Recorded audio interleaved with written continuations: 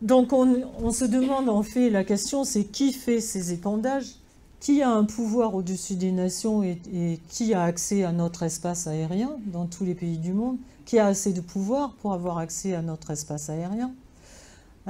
Est-ce qu'il s'agit d'expérimentations dont nous sommes les cobayes ou des programmes économiques et militaires dont nous sommes les victimes collatérales? En tout cas, ce qui est sûr, c'est que ce sont des expériences in vivo, comme dans les camps de concentration dont il faut, paraît-il, se souvenir pour ne plus recommencer. Sans notre consentement, ce qui est contraire à l'article 3 de la Constitution, qui dit que toute personne a droit à la vie, à la liberté et à la sûreté de sa personne. C'est contraire au traité de Nuremberg. Mais bon, ça se fait. Enfin, je veux dire, ils continuent à nous dire qu'ils ne le font pas, mais enfin, il suffit de regarder pour voir ce qui se passe.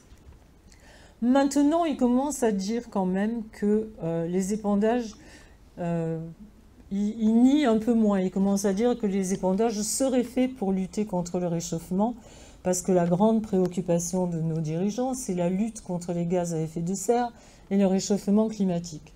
On va avoir la grand-messe, la COP21 en fin d'année. Évidemment, c'est le réchauffement climatique d'origine anthropique. L'ennemi, c'est le CO2. Et les humains qui ont le culot de respirer dans leur petite voiture diesel, et surtout les vaches qui pètent, à tout bout de champ. Le chantre de cette histoire, c'est Al Gore, qui mène une croisade et qui promène sa carbophobie depuis qu'il a quitté le gouvernement dans tous les médias du monde entier, à 175 000 € la conférence. Ça fait rêver. Et pour demander qu'il y ait moins d'énergie fossile, retenez bien, parce qu'on va voir après. J'étais partie pour regarder un peu ce que faisait Al Gore, mais en fait, c'est un exemple à lui tout seul. C'est-à-dire, il demande moins d'énergie fossile, plus d'énergie renouvelable, et il dit que c'est un impératif moral. Il a même reçu le prix Nobel en 2007 avec le GIEC pour son action. Et un des plus grands climatologues mondiaux, Richard Lanson, estime que les prévisions de l'IPCC présentent une marge d'erreur de 400%. Ça en fait comme si on disait que Paris a entre 5 millions et 2 milliards d'habitants. Mais à part ça, le réchauffement climatique, c'est vrai. Il y a aussi 32 000 scientifiques des plus prestigieux qui ont signé un manifeste pour dire qu'ils n'étaient pas du tout d'accord avec cette thèse du réchauffement climatique, mais ça, personne ne nous en parle. Il faut savoir, puisqu'on va entendre parler pendant le COP21 sans arrêt de ce sujet, que soi-disant, c'est comme dans la santé, hein, tous les scientifiques qui font partie du GIEC, il y en a 2000 au monde. Déjà sur les 2000, il y a 20 climatologues. Les autres ne sont pas plus spécialistes que vous et moi. Et ensuite, il faut savoir qu'ils sont payés, enfin ils sont sous les ordres de l'ONU et nommés par les politiques. Donc évidemment, ça enlève un peu de leur crédibilité parce que, voilà. Pour en revenir à Al Gore, en fait, pour voir où est l'escroquerie quand même, c'est que Al Gore, qui dit qu'en fait c'est un impératif moral d'arrêter la pollution avec le CO2, en fait, il a monté la première bourse au carbone. C'est-à-dire que plus on a des sous, plus on peut polluer. C'est-à-dire que par exemple, il part du principe que chaque société, on va lui donner un crédit de 2 tonnes de carbone ou 20 tonnes de carbone. S'il pollue plus, il faut qu'il achète des bons carbone. S'il pollue moins, il peut vendre ses bons carbone. Et évidemment, c'est intéressant pour Al Gore et les gens qui sont dans ce business que le gouvernement plafonne l'autorisation de carbone. Parce que d'ailleurs, il appelle son plan cap and trade, plafonné et dealé. Forcément, parce que plus c'est plafonné, plus le carbone est rare, et plus c'est rare, plus le prix va monter en bourse. Mais c'est pas du tout un empêchement, ça va pas du tout empêcher les sociétés de polluer, parce que plus elles auront du pognon, plus elles pourront acheter de bon carbone. Et d'ailleurs, Al Gore, qui a quitté la présidence avec soi-disant un actif de 2 millions d'euros, 2 millions de dollars, il vient de mettre 35 millions dans ce fonds d'investissement qu'il a monté avec Jeffrey Skoll, qui est l'ancien patron d'eBay. Donc, Il est aussi actionnaire de plusieurs puits de pétrole, de mines de charbon. Et c'est surtout marrant parce que sa maison fait 3000 mètres carrés et il dépense en un mois la facture d'électricité que dépense une famille américaine bien cossue dans l'année. Donc c'est plutôt, comment on dit, faites ce que je dis, ne faites pas ce que je fais, quoi. Donc le danger du CO2 pour moi, mais je vous invite à regarder les documents, c'est une arnaque totale. Pour nous faire gober les OGM à l'époque, ils nous ont dit que la Terre n'était pas capable de nourrir 7 milliards d'habitants, donc il fallait absolument les OGM. Vous remarquerez que depuis quelque temps, on ne parle plus du tout de ça. On nous dit qu'on est trop nombreux sur Terre parce qu'on est trop nombreux à respirer et donc et à polluer. Donc effectivement, le gouvernement va prendre des mesures drastiques. On n'aura plus le droit de... Enfin, il faudrait bazarder nos petites voitures diesel.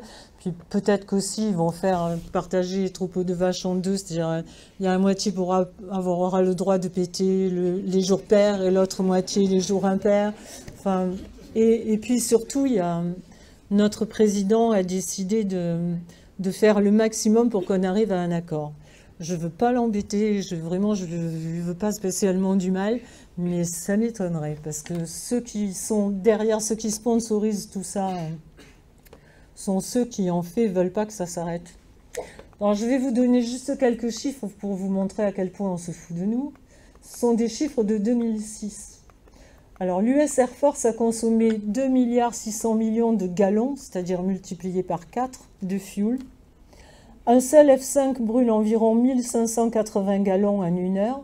Un hélico Apache fait un demi-miles avec 4 litres, un gallon. Les chars Abrams en Irak ont besoin de 5 gallons, soit 20 litres au kilomètre. Un seul transporteur non nucléaire à la vapeur brûle 5600 gallons de combustible en une heure. Tous les 4 jours, chaque transporteur en mer utilise un autre demi-million de gallons de carburant pour alimenter ses jets. Pendant qu'ils volent pour une mission chemtrail de 2 à 5 heures, un seul ravitailleur KC-10 brûle 2050 gallons de carburant toxique, évidemment. Le KC-135 Stratotanker, qui est plus gros et plus vieux, transporte 31 275 gallons de produits chimiques d'épandage et il brûle 2650 gallons de carburant à l'heure. L'EPA, qui est l'Agence américaine de protection de l'environnement, nous indique que chaque gallon d'essence produit 19,4 kg de CO2 et chaque gallon diesel de 22,2 kg. Si on fait le calcul, on s'aperçoit que les opérations de routine de l'armée américaine envoient plus de 48 milliards de tonnes de dioxyde de carbone dans l'atmosphère chaque année. Ça, on ne nous en parle pas, évidemment. Il faut ajouter à ça la consommation et les déchets de harpe, dont je parlerai tout à l'heure. Mais c'est nous qui sommes des vilains pollueurs-payeurs.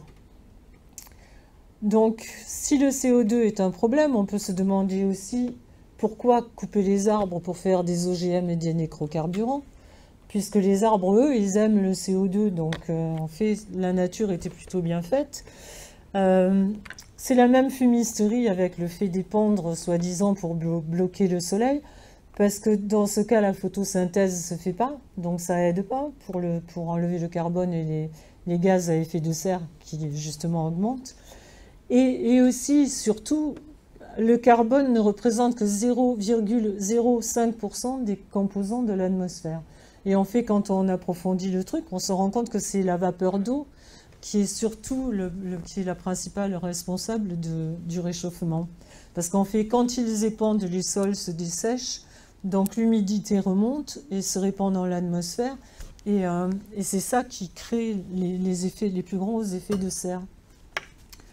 Donc, évidemment, on se dit que le réchauffement, ça ne doit pas être la vraie raison des épandages, parce que ils ont quand même des savants qui sont peut-être tarés et fous, mais bon, ils savent quand même le b.a.-ba et ils savent très bien que quand ils épandent, le réchauffement s'accentue. C'est d'ailleurs marqué dans les brevets Welbach, etc., que plus on épand, plus le réchauffement grandit.